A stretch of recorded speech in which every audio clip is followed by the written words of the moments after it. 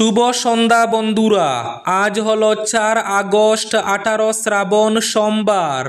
আজকের সন্ধ্যার বিশেষ বিশেষ খবরগুলি হলো: কংগ্রেস ক্ষমতায় এলে আসামের মুখ্যমন্ত্রী হিমন্ত বিশ্ব শর্মার অবৈধ জমি দরিদ্রদের মধ্যে বিতরণ করা হবে বললেন গৌরব গগৈ।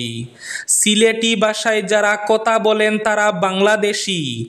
বিজেপির আইটি সেলের প্রধান অমিত মালব্যের বিতর্কিত মন্তব্যের তীব্র নিন্দা প্রদেশ কংগ্রেসের সভাপতি গৌরব গগৈর। সারা দিন বৃষ্টি, শিলচরে বিভিন্ন সড়কে জল আর জল। জলে টুইটুম্বুর সড়ক উন্মুক্ত নালা। শিলচর চামড়া গুদামে বাইক নিয়ে নালায় চালক। মদিনাকে স্বাস্থ্যকর শহর হিসাবে স্বীকৃতি দিল বিশ্ব স্বাস্থ্য সংস্থা। বিদ্যুৎ স্পৃষ্ট হয়ে নিয়ন্ত্রণ হারিয়ে গর্তে যাত্রী বোঝাই গাড়ি, মৃত্যু 5 জনের। দুর্গাপূজার পরই কংগ্রেসে যোগ দিচ্ছেন হাইলাকান্দির রাহুল রায়। যদি প্রকৃত ভারতীয় হতেন তাহলে একথা বলতে পারতেন না। চীনের জমি দখল অভিযোগ নিয়ে আজ রাহুল গান্ধীকে বলল সুপ্রিম কোর্ট। দোষী সাব্যস্ত হননি। বাংলাদেশের প্রাক্তন প্রধানমন্ত্রী শেখ হাসিনার ফাঁসি চাইল ইউনূস সরকার। হাইলাকান্দিতে এসবিআই এটিএম বুথে মিলছে না টাকা। জেলা জুড়ে দুর্ভোগ চরমে। ডায়াবেটিস থেকে হৃদরোগ, 35টি অত্যাবশ্যকীয় ঔষধের দাম কমালো কেন্দ্র, স্বস্তি মধ্যবিত্তের। এবং শেষ খবরটি, উচ্চ আসামে মিয়া মুসলিমদের বিরুদ্ধে হুমকি ভীতির বিরুদ্ধে এআইইউডিএফের স্মারকপত্র। ভয় ও নিরাপত্তাহীনতার বাতাবরণে উত্তপ্ত অঞ্চল। নাগরিকদের সুরক্ষায় অবিলম্বে হস্তক্ষেপের দাবি জানালো এআইইউডিএফ নেতৃত্ব। তাহলে বিস্তারিত খবরে যাওয়ার আগে অবশ্যই ভিডিওটিতে একটি লাইক করে চ্যানেলটি সাবস্ক্রাইব করে পাশের বেল আইকনটি বাজিয়ে রাখবেন এবং ফেসবুক পেজটি ফলো করে ভিডিওটি অবশ্যই শেয়ার করবেন যাতে সঠিক তথ্যগুলো সবার কাছে পৌঁছাতে পারে। এবার শুনুন আজকের খবরগুলির বিস্তারিত। প্রথম খবর, বিরোধী দল কংগ্রেস ক্ষমতায় এলে আসামের মুখ্যমন্ত্রী হিমন্ত বিশ্ব শর্মার অবৈধ জমি দরিদ্রের মধ্যে বিতরণ করা হবে বললেন সাংসদ গৌরব গগৈ। আসাম প্রদেশ কংগ্রেসের সভাপতি গৌরব গগৈ বলেন, আগামী বছর রাজ্যে বিরোধী দল সরকার গঠন করলে মুখ্যমন্ত্রী হিমন্ত বিশ্ব শর্মা এবং তার মন্ত্রীদের অবৈধভাবে দখল করা সমস্ত জমি দরিদ্র জনগণের মধ্যে পুনর্বণ্টন করা হবে। এদিকে সিলেটি ভাষায় যারা কথা বলেন তারা বাংলাদেশি। বিজেপির আইটি সেলের প্রধান অমিত মালব্যের বিতর্কিত মন্তব্যের তীব্র নিন্দা প্রদেশ কংগ্রেসের সভাপতি গৌরব গগৈর। সিলেটিতে যারা কথা বলেন তারা বাংলাদেশি। বিজেপির আইটি সেলের প্রধান অমিত মালব্যের এমন বিতর্কিত মন্তব্যের তীব্র নিন্দা করলেন অসম প্রদেশ কংগ্রেসের সভাপতি তথা লোকসভার বিরোধী দলের উপনেতা গৌরব গগৈ। সামাজিক মাধ্যমে আজ সোমবার এক পোস্টে গৌরব গগৈ লিখেছেন, বিজেপির ক্ষমতার দম্ভ পশ্চিমবঙ্গ এবং উত্তর পূর্বাঞ্চলের বাঙালিদের বিরুদ্ধে অমানবিক আচরণ করতেও সংকোচ করছে না। জোরহাটের সাংসদ এদিন বলেন, আজ বিজেপির আইটি সেলের প্রধান ত্রিপুরা, মেঘালয় এবং অসমের বরাক উপত্যকার লক্ষ লক্ষ বাংলাভাষী মানুষকে অপমান করেছেন। তার অভিযোগ, প্রথমে বিজেপি সিএএতে আবেদনের মাধ্যমে বাঙালিদের বাংলাদেশি হিসাবে ঘোষণা করতে বলল, আর এখন তারা বাঙালিদের ভাষাকে বিদেশি বলে অপমান করতে চাইছে। গৌরব গগৈ বলেন, বিজেপি ভারতকে একজোট থাকতে দিতে রাজি নয়, পুরনো কত খুঁচিয়ে তুলতে তারা বেশি আগ্রহী। সারাদিন বৃষ্টির ফলে জলে টুইটুম্বুর শিলচরের সবকটি সড়ক। জলে টুইটুম্বুর সড়ক উন্মুক্ত নালা। শিলচর চামড়া গুদামে বাইক নিয়ে নালায় চালক। সারাদিন বৃষ্টি, জলে টইটুম্বুর সড়ক উন্মুক্ত নালা, কোথায় কি বুঝা বড় দায়। আর এই অবস্থায় এক ভয়ঙ্কর দুর্ঘটনার শিকার হলেন এক বাইক চালক। ঘটনাটি ঘটেছে আজ সোমবার দুপুরে শিলচরের চামড়াগুদাম দরগা মসজিদের সামনে। প্রবল বর্ষণের মধ্যে একটি বাইক নিয়ন্ত্রণ হারিয়ে রাস্তার পাশে উন্মুক্ত ড্রেনে পড়ে যায়। প্রত্যক্ষদর্শীরা জানান, টানা বৃষ্টির কারণে রাস্তা এবং ড্রেনের মধ্যে কোনো তফাৎ বোঝা যাচ্ছিল না। এই পরিস্থিতিতে বাইক নিয়ে ড্রেনে পড়ে যান চালক। দুর্ঘটনার পর স্থানীয়রা তৎপর হয়ে বাইক আরোহীকে উদ্ধার করেন। গুরুতর আহত না হলেও তিনি কিছুটা আঘাত পেয়েছেন বলে জানা গেছে।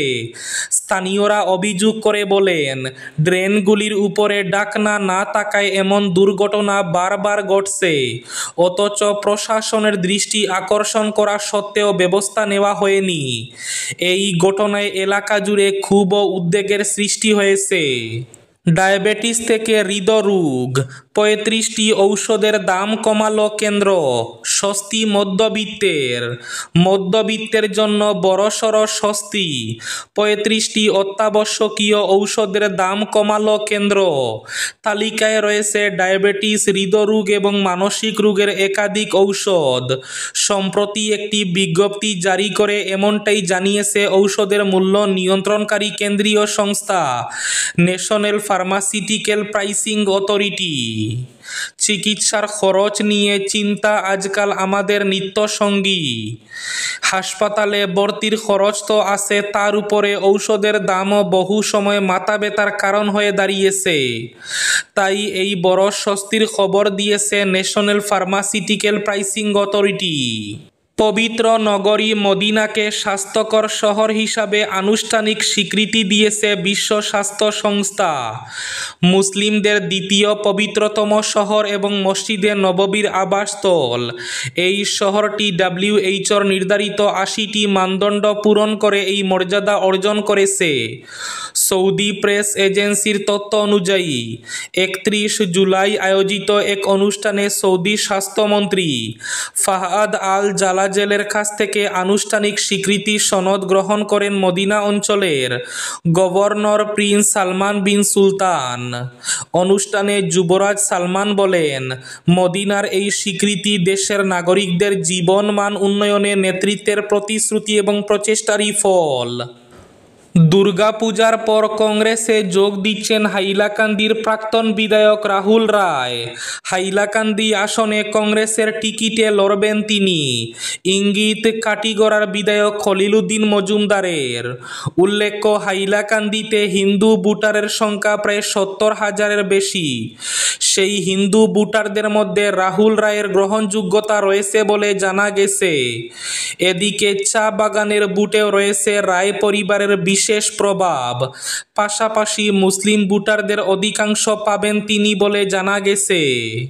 উজান অসমে সংখ্যালঘুদের উপর নিপীড়নের প্রতিবাদে আইজিপির হাতে স্মারকলিপি পেশ AIUDF দলের।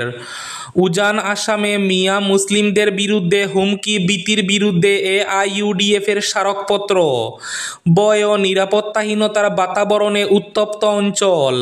নাগরিকদের সুরক্ষায় অবিলম্বে হস্তক্ষেপের দাবি জানালো AIUDF নেতৃত্ব। উজান অসমে সংখ্যালঘু মুসলিম জনগণের উপর ক্রমবর্ধমান হয়রানি এবং নিপীড়নের ঘটনায় গভীর উদ্বেগ প্রকাশ করেছে সর্বভারতীয় সংযুক্ত গণতান্ত্রিক মোর্চা। এ পরিস্থিতির বিরুদ্ধে কড়া প্রতিক্রিয়া জানিয়ে দলটির একটি প্রতিনিধি দল আসামের পুলিশের মহাপরিদর্শক অখিলেশ সিংয়ের সঙ্গে সাক্ষাৎ করে তার হাতে একটি স্মারকলিপি তুলে দেন। যদি প্রকৃত ভারতীয় হতেন তাহলে একথা বলতে পারতেন না।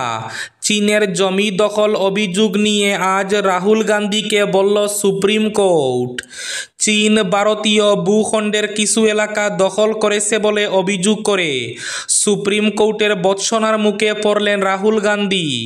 রবিবার একটি মানহানির মামলার শুনানিতে রাহুল গান্ধীর উদ্দেশ্যে বিচারপতি দীপঙ্কর দত্তের প্রশ্ন, আপনি কি করে জানলেন যে চীন ভারতের 2000 স্কয়ার কিলোমিটার জায়গা দখল করে নিয়েছে? আপনি কি সেখানে ছিলেন? আপনার কাছে কি কোনো বিশ্বাসযোগ্য তথ্য প্রমাণ রয়েছে? একই সঙ্গে বিচারপতির সংযোজন, আপনি যদি প্রকৃত ভারতীয় হতেন তাহলে এই মন্তব্য করতেন না। বিদ্যুৎ স্পৃষ্ট হয়ে নিয়ন্ত্রণ হারিয়ে গর্তে পড়ল যাত্রীবোঝাই গাড়ি। মর্মান্তিক দুর্ঘটনায় মৃত্যু হয়েছে 5 জনের, আহত অন্তত 2 জন। রবিবার রাতে দুর্ঘটনাটি ঘটে বিহারের ভাগলপুরে। শ্রাবণ মাসের সোমবার উপলক্ষে শিবের মাথায় জল ঢালতে যাচ্ছিলেন কানোয়ার যাত্রীরা। ডিজে বাজিয়ে গাড়িতে করে যাচ্ছিলেন তারা। পথে বিদ্যুতের তারের সংস্পর্শে আসে গাড়িটি। নিয়ন্ত্রণ হারিয়ে ফেলেন চালক। গাড়িটি পাশে একটি গর্তে উল্টে যায়। শাহকুণ্ড থেকে মাহাতো সুলতানগঞ্জ যাওয়ার রাস্তাটি সরু এবং প্রচুর বৃষ্টির জেরে রাস্তার দুপাশে জল জমে রয়েছে। দুর্ঘটনার পর তেমনই এক জায়গায় জলের মধ্যে উল্টে যায় গাড়িটি। ঘটনাস্থলেই মৃত্যু হয় 5 জনের। বাংলাদেশের প্রাক্তন প্রধানমন্ত্রী শেখ হাসিনার বিরুদ্ধে দায়ের হওয়া মানবতা বিরোধী মামলার শুনানি চলছে ঢাকার আন্তর্জাতিক অপরাধ ট্রাইব্যুনালে। গত বছর জুলাই আন্দোলনে আহত এবং নিহতদের আত্মীয়দের কয়েকজনের সাক্ষ্য গ্রহণ চলছে রবিবার। এদিনই সূচনা হয় সাক্ষ্য গ্রহণ পর্ব। রবিবার ট্রাইব্যুনালে সূচনা বক্তব্য পেশ করেন বাংলাদেশ সরকারের প্রধান আইনজীবী তথা অ্যাটর্নি জেনারেল মোহাম্মদ আসাদুজ্জামান। সবাইকে অবাক করে দিয়ে তিনি পয়লা দিনেই প্রাক্তন প্রধানমন্ত্রীর সর্বোচ্চ সাজা দাবি করেন। হাসিনা এবং তার সময়ের স্বরাষ্ট্রমন্ত্রী আসাদুজ্জামান খান কামাল এবং বাংলাদেশ পুলিশের প্রাক্তন প্রধান চৌধুরী আবদুল্লাহ আল মামুনের বিরুদ্ধে যেসব মানবতা বিরোধী অপরাধে যুক্ত থাকার অভিযোগ আনা হয়েছে সেগুলির বেশিরভাগের ক্ষেত্রে ট্রাইব্যুনালের আইনে সর্বোচ্চ সাজার বিধান রয়েছে মৃত্যুদণ্ড। এবার শেষ খবরটি, হাইলাকান্দিতে এসবিআই এটিএম বুথে মিলছে না টাকা, জেলা জুড়ে দুর্ভোগ চরমে। স্টেট ব্যাংক অব ইন্ডিয়ার এটিএম বুথে টাকা মিলছে না। গত এক সপ্তাহ থেকে এই অচলাবস্থার জন্য গ্রাহকরা বিপাকে পড়েছেন। প্রয়োজনের সময় টাকা তুলতে না পেরে অনেকে সমস্যায় ভুগছেন। পুরনো মেশিন রিপ্লেসমেন্টের জন্য এই অচলাবস্থার সৃষ্টি হয়েছে বলে জানা গেছে। এজন্য হাইলাকান্দি জেলার অধিকাংশ এসবিআই এটিএম বুথ বন্ধ করে দিল ভারতীয় স্টেট ব্যাংক।